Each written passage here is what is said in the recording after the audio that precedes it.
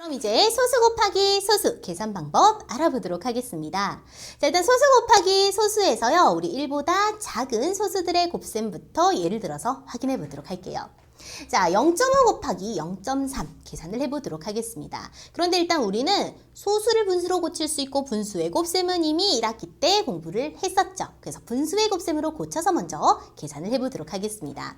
일단 우리 소수 한 자릿수 곱하기 소수 한 자릿수예요. 그럼 얘네들의 곱은 그렇죠, 분모 10인 분수들의 곱이 됩니다.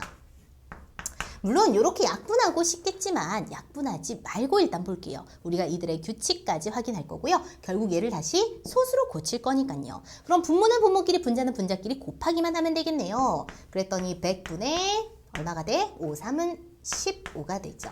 소수 두 자릿수 0.15구나 라는 것을 확인할 수 있습니다.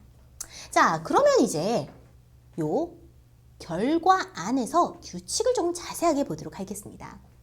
결과가 소수 두 자릿수가 되었어요. 그지? 결과가 소수 두 자릿수야. 자, 이 소수 두 자릿수는 결국 어디서 온 거예요? 그렇죠. 얘는 소수 한 자릿수, 소수 한 자릿수이기 때문에 분모 10인 분수들의 곱이 되면서 10과 10의 곱 100으로 분모가 결과에 결정이 됐죠. 그래서 결국 이 결과에 따라서 소수 두 자릿수가 된 거예요. 그러면 결국 한 자릿수와 한 자릿수의 곱은 결국 몇 자릿수? 소수 두 자릿수의 결과가 되는구나 라는 것을 확인할 수 있습니다. 그리고 나서 요 분자들은 보니까 우리 0.5 곱하기 0.3이었죠. 그냥 5 곱하기 3의 결과가 분자의 곱이었죠. 그럼 5 곱하기 3은 자연수의 곱이잖아. 그렇다면은 이 관계를 이용해서 자연수의 곱을 가지고 계산할 수 있지 않을까?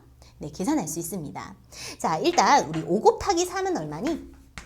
두 번째 자연수의 곱을 이용하는 거예요. 5 곱하기 3은 15예요. 그런데 이 5는 0.5가 되려면 그렇죠, 10분의 1배, 즉 0.1배를 한 거예요. 그 다음 3은요. 그렇죠, 0.3이 되려면 역시 10분의 1배, 0.1배를 한 겁니다. 결국 10분의 1배와 10분의 1배, 100분의 1배가 된 거죠. 그래서 결과도 역시 100분의 1배가 돼야 되는 거예요. 그래서 5는 0.5를 곱한 거고요. 5가 아니라 3이 아니라 0.3을 곱함으로써 결과도 10분의 1 곱하기 10분의 1, 100분의 1이 돼야 되니까 0.15가 되어야 된다. 이렇게 바로 자연수의 곱셈 원리로 확인할 수 있겠습니다.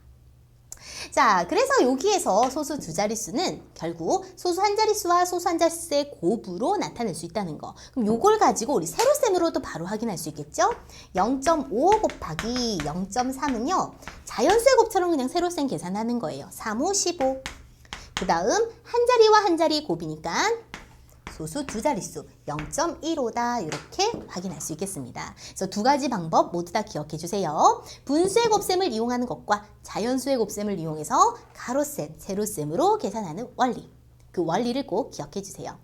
자, 그럼 이번에는 우리 1보다 큰 소수의 곱셈 보도록 하겠습니다. 동일한 방법으로 보면 돼요. 자, 얘는 한 자리와 한 자리의 곱이죠. 10분의 23 곱하기 얘는 10분의 12죠. 결국 100분의 23 곱하기 12를 하면요. 2, 3은 6, 2는 4, 3, 1은 3, 1은 2 해서 276. 276이구나. 자, 이때 결과는 소수 두 자릿수 되도록 소수점 찍어주면 되죠. 그래서 분자의 1의 자리가 소수 둘째 자리로 가도록 2.76 이렇게 확인할 수 있겠습니다. 자, 요 원리로 역시 자연수의 곱을 이용하면 되죠. 23 곱하기 12를 하면은 276인데 23이 아닌 2.3을 그리고 12가 아닌 1.2를 곱했죠. 결국 결과는 자, 곱해지는 수와 곱하는 수가 각각 10분의 1배가 되었으니까 10분의 1 곱하기 10분의 1, 즉 100분의 1배가 되었죠. 곱하기에서는 우리 순서를 바꿔도 상관없어. 곱셈만 있을 때는. 그래서 이렇게 곱을 이용해서 확인할 수도 있습니다. 순서를 바꿔서. 자, 그래서 결국 2.3 곱하기 1.2는 결과도 역시나 100분의 1배가 되어서 2.76이구나. 이렇게 확인할 수 있죠. 자, 여기에 선생님이 소수 한 자릿수와 소수 한 자릿수의 곱을 나타내 봤는데요. 만약에 소수 두 자릿수와 소수 두 자릿수를 곱했다라고 생각을 해볼게요. 자, 두 자릿수, 분모 뭐인 분수의 곱이니? 100인 분수들의 곱이에요. 그럼 100분의 1 곱하기 100분의 1 하면 만분의 1, 즉 분모는 만이 됩니다. 분자의 값은 그냥 자연수의 곱처럼 생각하면 되겠죠. 그래서 소수 두 자릿수의 곱의 결과는 두 자릿수와 두 자릿수, 즉 100 곱하기 100은 만이 되면서 분모가 만인 분수는 그렇죠. 소수 네 자릿수가 되죠. 자, 분모가 1000인 분수는 소수 세 자리야. 분모가 만인 분수는 그렇죠. 한 자리 더 내려가서 소수 네 자릿수가 됩니다. 그랬더니 2 더하기 2가 얼마야?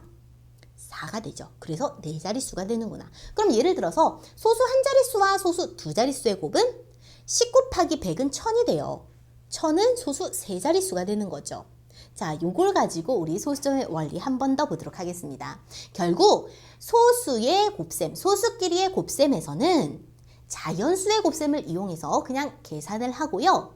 그리고 결과의 소수점은 우리가 곱한 소수들, 이 소수들의 자릿수의 합으로 결과를 적어주면 돼요. 소수점을 찍어주면 돼요. 그래서 한 자리와 한 자리의 곱은 1 더하기 1, 두 자릿수. 그리고 한 자리와 두 자릿수의 곱은 1 더하기 세 자릿수. 만약에 두 자릿수의 곱은 2 더하기 2로 네 자릿수 이렇게 된다는 거 기억해 주세요. 그리고 우리 끝자리에 0은 생략할 수 있기 때문에 만약에 뭐 5랑 2, 뭐 끝자리가 4랑 5 이런 식으로 끝자리가 0이 되는 수가 있어요. 그때는 소수점을 먼저 자릿수에 맞게 찍어 놓고 그 다음에 끝자리 0을 생략해 주세요. 안 그러면 요거 자릿수 때문에 되게 헷갈릴 수 있어요. 요건 또 문제 풀 때 선생님이 주의하도록 한 번 더 일러주도록 할게요. 알겠죠? 자, 그래서 소수 곱하기 소수 원리 기억해 주세요. 분수의 곱셈으로 계산하는 것. 그 다음에 자연수의 곱셈을 이용할 때 우리 결과에 곱한 소수들의 자릿수의 한 만큼 결과의 소수 자릿수가 되도록 소수점 찍어줘야 된다는 거 잊지 마세요. 알겠죠?